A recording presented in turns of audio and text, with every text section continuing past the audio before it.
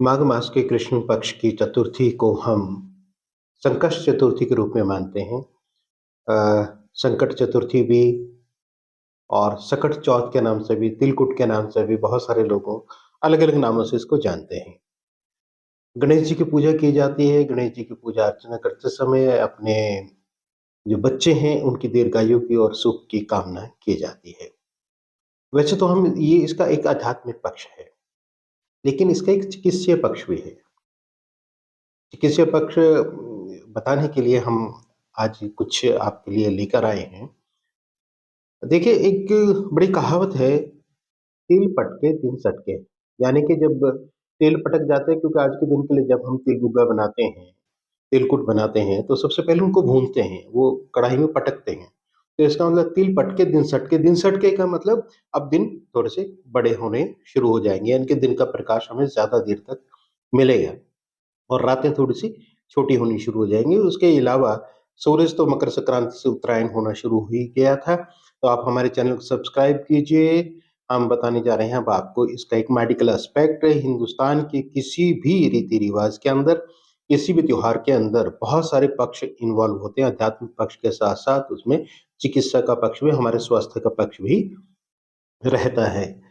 तो आज के दिन हम तिल बुग्गा बनाते हैं। सबसे पहले तो जान लेते हैं कि तिल का फ़ायदा क्या है? तिल एंटीऑक्सीडेंट है, हमारी बीमारियों से लड़ने की ताकत को बढ़ाता है।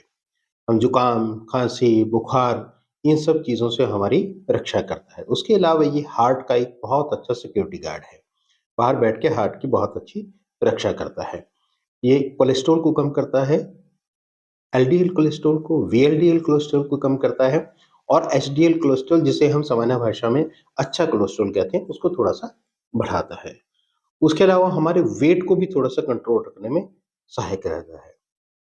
पेट के रोगों के अंदर बहुत अधिक फ़ायदेमंद है। पेट साफ़ करने में, क्योंकि फाइबर बहुत ज़्यादा होता है, पेट को साफ़ करता है। उसके अलावा हमारी जो पाचन की क्रिया है, उसको दुरुस्त रखता है। आप देखते होंगे कि आजकल बहुत सारे सौंदर्य प्रसाधन में भी, क्रीम्स के अंदर भी और ऑयल्स के अंदर भी, जो उसका बेस होता है, वो सीसम ऑयल यानी कि तिल के तेल का होता है। वह आयुर्वेद में तो देखें आप, जितने भी तेल हैं, उन सब में तिल का तेल ही बेस होता है। चाहे वो हमारे जोड़ों के दर्द का हो, चाहे मांसपेशियों का हो, चाहे सिर में लगाने का तेल हो, तिल के तेल को सर्वोत्तम तेल माना गया है। हालाँकि सरसों का तेल भी बहुत महत्वपूर्ण है, लेकिन तिल का बहुत ज़्यादा होता है। भारत में, सूडान में, तंजानिया में, यहाँ पे बहुत ज़्यादा तिल का उत्पादन होता है। रही बात कि हम तिल का प्रयोग अब त्योहार के साथ कैसे हम इसको जोड़ सकते हैं? देखिए, ये एक इंडिकेशन है इस बात का कि हमने जब लोहड़ी आई थी मकर संक्रांति पे, हमने खूब मूँगफली खाई थी, खूब गेचक खाई थी, खूब रेवड़ी खाई थी।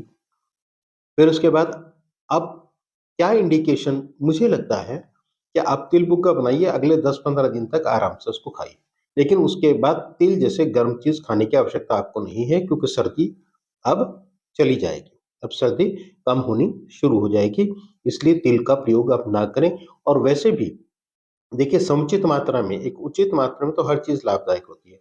लेकिन जब आवश्यकता से अधिक हम खाना शुरू कर देते हैं, तो उसके नुकसान भी उतने होते हैं। देखिए, अगर तिल का प्रयोग बहुत ज़्यादा करते हैं, जहाँ वो दिल का रक्षक है, तो दिल को हानि भी पहुँचाना शुरू कर सकता है। तिल का बहुत ज़्यादा प्रयोग करते हैं, जहाँ तिल पाचक है, वहीं वो पेट को खराब भी कर सकता है। और जिन लोगों को बवासीर है, अर्श की बीमारी है, यानी कि पाइल्स है, उनको तिल का प्रयोग बहुत सोच समझ कर और सीमित मात्रा में ही करना चाहिए। ये जिन महिलाओं को रक्तस्राव बहुत अधिक होता है, उनको भी तिल का प्रयोग बहुत कम मात्रा में करना चाहिए। तिल हमारे खून को पतला भी करता है और हमारी नाड़ियों को, जिनमें से रक्त प्रवाह होता है, आर्टरीज़ को, उनको गर्मी देके उनका जो कठिनता है, उनकी जो सख्ती है, उसको थोड़ा-सा कम करता है। तो ब्लड का फ्लो आसानी के साथ हो सकता है। तो जो ब्लड थिनर्स और लोग भी ब्लड थिनर्स खाते हैं, रेगुलर बेसिस पे खाते हैं, वो तिल का प्रयोग थोड़ा-सा कम मात्रा में करें।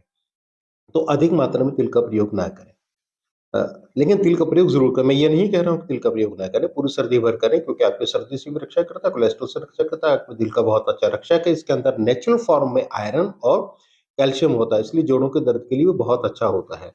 अगर आप 50 एमएल तिल के तेल में 2 एमएल लौंग का तेल मिला लें, उसके बाद उसकी मालिश करें जोड़ों के दर्द में, तो तिल के तेल बड़ा तीव्र हो जाता है और पेनिट्रेट करता है, अंदर की तरफ जाता है, स्किन के पोर्स से अंदर की तरफ जोड़ों के अंदर जाके उनको लुब्रिकेशन देता है। आपको बहुत अच्छा महसूस होगा, फ़ायदा भी बहुत ज़्यादा होगा। तो तिल का प्रयोग आप पेट के लिए भी कर सकते हैं, हार्ट के लिए भी कर सकते हैं, कोलेस्ट्रॉल कम करने के लिए भी कर सकते हैं, इवन के वज़न को भी थोड़ा-सा कम करने के लिए कर सकते हैं।